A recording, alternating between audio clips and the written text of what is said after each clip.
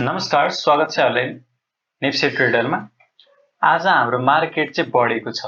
हिजो 2 दिन लगातार क्र्यास हुने गरी झरे पछाडि आज फाइनली चाहिँ 2 दिनको गिरावटमा चाहिँ आज हरियो भएको छ। आज हाम्रो मार्केट 16.54 पोइन्टले चाहिँ बढेको छ, जुन चाहिँ करिब 0.89% ले हुन आउँछ। आज हाम्रो मार्केट बढेर 1866.34 मा आइपुगेको छ। मैले हिजोको भिडियोमा पनि भनेको थिएँ, हाम्रो आजको मार्केट महत्त्वपूर्ण सपोर्टको लेभलमा रहेको छ। यहाँबाट बढेर जाने सम्भावना पनि रहन्छ, किनभने 2 दिन एकदमै तेजीले धेरै दिनको वृद्धिलाई चाहिँ इन्गल्फ गरेर झरेको थियो। त्यस्तो टाइपको वृद्धि होस् अथवा गिरावट होस्, दुईटै त्यस्तो दीर्घकालीन रूपको चाहिँ वृद्धि अथवा गिरावट रहँदैन। त्यो चाहिँ एउटा बहाना खोजेर मार्केट झारेर उचाल्ने अथवा किन्ने प्रयोजनको लागि युज गर्ने एउटा राम्रो अवसरको रूपमा लिएका छन् ठुलो लगानीकर्ताहरूले। मैले बारम्बार यो कुराहरू चाहिँ आफ्नो भिडियोमा मेन्सन गरिरहेको छु। हिजोको भिडियो पनि चेक गर्न सक्नुहुन्छ। मैले तपाईहरुलाई सेल नगर्नको लागि भनेको थिएँ। आजको वृद्धिमा चाहिँ 171 वटा कम्पनीहरूले कमाएका छन्। 37 वटा कम्पनीहरूले भने घाटा बेहोर्नु परेको छ र 11 वटा कम्पनीहरूको मूल्य जस्ताको त्यस्तै। आजको टप गेनरको कुरा गर्नुहुन्छ भने जोशी, बीपीडब्ल्यू, एएचएल, पीपीसीएल, एनएलबीबीएल को चाहिँ सबसे धेरै मूल्य बढ्न सफल भएको छ। त्यस्तै टप लुजरको कुरा गर्नुहुन्छ भने एसएफईएफ यो एउटा म्युचुअल फन्ड रहेको छ। त्यस्तै एएनएलबी, एमकेएचएल,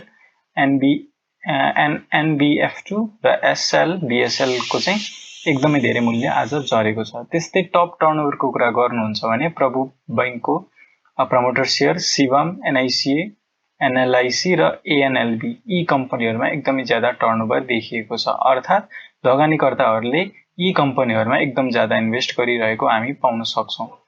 शिवमको मूल्य हिजोको कम्पेयरमा आज बढेको छ र बढी नै रहेको छ भन्दा हुन्छ।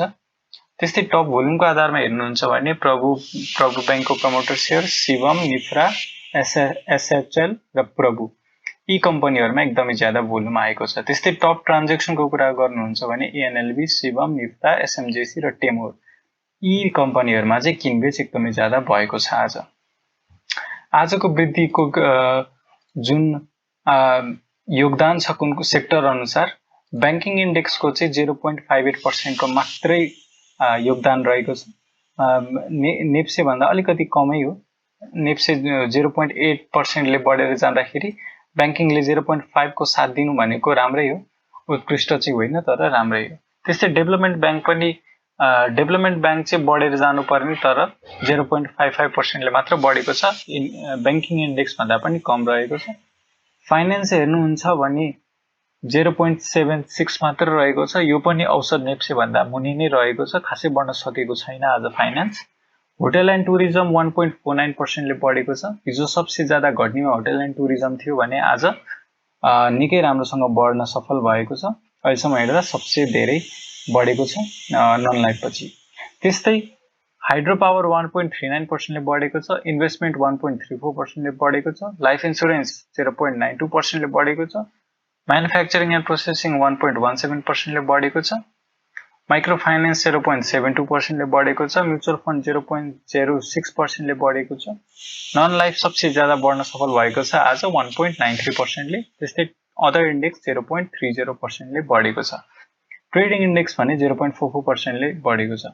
आज कुनै सेक्टर पनि घटेका छैनन्, सबै सेक्टर हरियो नै छ, सबै बढेको छ। सबसे ज्यादा बढ्ने चाहिँ नन लाइफ र त्यसपछि चाहिँ होटल एन्ड टुरिज्म र हाइड्रो र इन्भेस्टमेन्ट यी कम्पनी र म्यानुफ्याक्चरिङ पनि 1% भन्दा माथिको वृद्धि आज रहेको छ। अब आगामी दिनमा चाहिँ अब बुल आको हो कि करेक्सन सकियो, 2 दिन 3 दिन झरेको मार्केट आजदेखि बढ्ने पो हो कि भन्ने कुराको पुष्टि चाहिँ इन्डिकेटरलेबाट चाहिँ हामीले लानुपर्ने हुन्छ। अहिलेसम्म हेर्दा चाहिँ केही पनि पोजिटिभ देखिएको चाहिँ छैन। आज बढ्नु भनेको चाहिँ एटलिस्ट हामी के मान्न सक्छौं भन्दाखेरि अझ घटेर जान चाहिँ आज चाहिँ गएन है, घटेन भनेर बुझ्न सक्छौं। कुनै साथीहरुलाई अलिकति भए पनि प्रफिट थियो भने उहाँहरूले बेच्नको लागि पनि आज अवसर दिएको हो कि भनेर पनि बुझ्न सक्छौं। किनभने भोल्युम आएको छैन खासै र जुन तरिकाले बढिरहेको थियो त्यो हिसाबले आज सानो क्यान्डल बढ्नु पर्ने, तर आज त्यो कम्पेयरमा चाहिँ ठूलै क्यान्डल बनेको छ। यो सकारात्मक कुरा नै हो। तर भोल्युम भने आउन सकेको छैन। अब आगामी दिनमा यस्तै गरी भोल्युम ड्राइभ भयो भने चाहिँ फेरि एकदमै नकारात्मक तरिकाले फेरि मार्केट झर्ने स्थिति रहन सक्छ। तर अहिलेको लागि चाहिँ इन्डिसिजन लगानीकर्ताहरू 3 दिन घटेर गएको छ, 1 दिन बढ्दैमा नकिन्ने भनेर सोच्नु भएको छ भने उहाँहरू एकदमै स्मार्ट इन्भेस्टर भनेर बुझ्छु म चाहिँ है। अब 3 दिनसम्म लगातार एकदमै क्र्यास हुने गरी झरेको मार्केट 1 दिन हरियो क्यान्डल बन्दैमा किन्नुपर्छ भन्ने सोच नराख्नु भनेको चाहिँ स्मार्ट इन्भेस्टर अथवा स्मार्ट ट्रेडरको चाहिँ एउटा पहिचान पनि हो है। त्यस्तै अब इन्डिकेटर हेर्छौँ भने चाहिँ इन्डिकेटर बोलिङ्गर ब्यान्ड लगाएर हेर्नुहुन्छ भने चाहिँ के देखिन्छ भन्दाखेरि जुन म यो सपोर्टको काम गर्छ भनिरहेको थिएँ त्यसले चाहिँ रेजिस्टेन्सको काम गरेको छ। बोलिङ्गर ब्यान्डको मिडल ब्यान्डले बढेर जानको लागि चाहिँ मिडल ब्यान्डलाई क्रस गरेर जानुपर्ने हुन्छ ब्रेकडाउन दिएर। त्यो पनि यदि सानो ब्रेकआउट भयो भने चाहिँ फेरि रिटेस्ट गर्न आउन सक्छ। तर एकदमै ठुलो अङ्कले मजाले कटाएर गयो भने चाहिँ बल्ल एकदमै तेजी टाइपको वृद्धि हामी एक्सपेक्ट गर्न सक्छौँ। त्यस्तै अर्को महत्त्वपूर्ण इन्डिकेटर रहेको छ एमएसिडी। एमएसिडी अनुसार हेर्नुहुन्छ भने चाहिँ सेल सिग्नल आउन खोजिरहेको छ। अलिकति पनि भए पनि यो जुन तल झर्ने रेट थियो त्यो आज अलिकति भए पनि मोडेको छ। आज बढेर जाँदाखेरि पनि किन तल गयो भन्दाखेरि चाहिँ भोल्युम आउन सकेन। मैले तपाईँलाई के भनेको थिएँ, ठुलै क्यान्डल बने पनि भोल्युम आउन सकेन भने पनि एमएसिडी बढ्ने चान्स छैन है। र यदि घटेरै गयो हैन, घटेरै गयो तर भोल्युम धेरै आयो अथवा सानो क्यान्डल माथि मात्र बन्दियो हैन, तर बढेर भोल्युम धेरै भयो भने चाहिँ यो फेरि स्टेबल हुन सक्ने सम्भावना हुन्छ भन्ने कुरा मैले भनेको थिएँ। त्यही भएर भोल्युम नआएको भएर चाहिँ एमएसिडीले सेल सिग्नल आउन लागेको जस्तो भन्न लागिरहेको छ। एमएसिडीले पनि पोजिटिभ देखाउनको लागि भोल्युम र क्यान्डल पनि उस्तै बन्नुपर्ने हुन्छ। आजको दिनमा चाहिँ मैले तपाईँहरूको लागि कुन स्टक लिएर आएँ भन्दाखेरि चाहिँ मैले हेर्नै पर्ने हुन्छ। जोशीमा चहल खेल छ, त्यसलाई एकचोटि हेर्नु पर्यो। जोशी हेर्नु पर्दाखेरि के देखिन्छ भन्दाखेरि जोशी जुन दिन मार्केट क्र्यास भएको थियो पहिलो दिन त्यो दिन चाहिँ अन्तिम मिनटमा बढाएका थिए ठुलो इन्भेस्टरहरूले। यदि हामी 1 मिनट चार्टमा हेर्छौँ भने अब 1 मिनटमा त अब नदेखिएला, यहाँनिर हेर्न सक्नुहुन्छ लास्टको 1 मिनटमा चाहिँ एकदमै धेरै किनेर बढाएका थिए 30 मेमा है। त्यस्तै यो हिजोको भयो। अब हामी एक दिन अझ अगाडिको जान्छौँ भने सायद यही नै होला हैन, 30 मेमै त हो नि। 30 मेमा यसरी बढाएको थियो, हिजो 31 मा घटेको थियो र आज फेरि 1 मिनटमा चाहिँ बढाएको छ।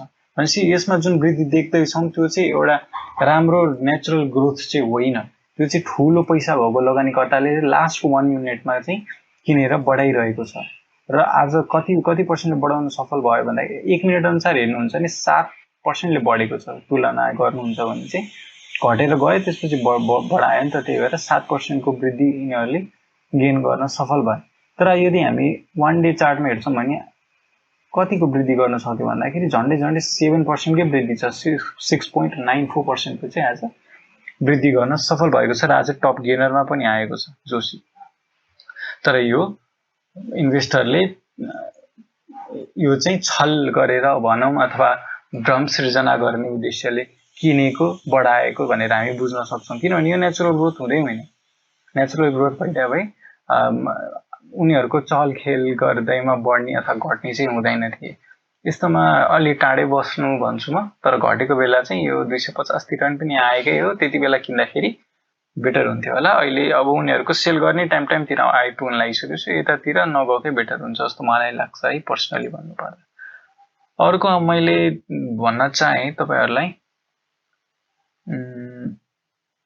शिवम पनि हेर्नु। शिवममा एकदम धेरै टर्नओभर आइरहेको छ। अब प्रमोटरहरूले बेचिरहेको हो कि अब उल्टो मार्केटबाट चाहिँ लिइरहेको भन्ने कुरा चाहिँ हामीले बुझ्नुपर्ने हुन्छ। एमसिडी अनुसार हेर्नुहुन्छ भने धेरै नै माथि गइसकेको छ है। जुन तरिकाले घटेको थियो अहिले चाहिँ एकदमै पोजिटिभ छ एमसिडी अनुसार र स्याचुरेसन पिरियडमा जान लागेको स्थिति छ अहिले यसको। त्यही भएर खासै बढेर जाने चान्सेस कमै छ अहिलेको लागि। र मैले चाहिँ देखाउन खोजेको के हो भन्दाखेरि चाहिँ एउटा इन्डिकेटर छ unbalance volume. Unbalance unbalance volume अनुसार हेर्नुहुन्छ भने चाहिँ डिमान्डले नै अहिले जितिरहेको स्थिति छ।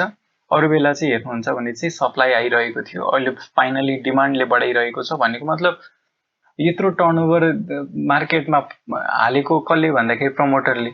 र यति धेरै डिमान्ड सृजना गर्ने पनि प्रमोटर नै हुन सक्छन् जस्तो मलाई लाग्छ। सो घटाएर चाहिँ उनीहरूको उद्देश्य अहिले किनिरहेको छ तल्लो प्राइसमा। त्यसकारण चाहिँ यसमा पनि पोटेन्शियल हुन सक्छ कमाउन सक्ने, किनभने कम्पनी राम्रै हो। सिमेन्ट अहिलेसम्म हाम्रो नेप्सेमा लिस्ट भएको एउटा मात्रै छ। भर्खरै अब आइपिओ चाहिँ आएको थियो हैन। अब आम जेनरल पब्लिकको लागि आउन अझै बाँकी छ, त्यो चाहिँ बुक बिल्डिङबाट आएको छ। र यो शिवम पनि त्यही हाराहारीको, तर यसको चाहिँ अब अनलक भएको भएर मात्र यसको क्यापिटल धेरै भएको हो, नत्र यो कम्पनी पनि राम्रै छ। हस् त आजलाई यति नै। भिडियो कस्तो लाग्यो, मन परेमा लाइक गरिदिनु होला, केही सरसुझाव छ भने कमेन्टमा बताइदिनु होला, र च्यानलमा नयाँ हुनुहुन्छ भने सब्स्क्राइब गरेर साथ दिनु होला। हस् त आजलाई यति नै, धन्यवाद।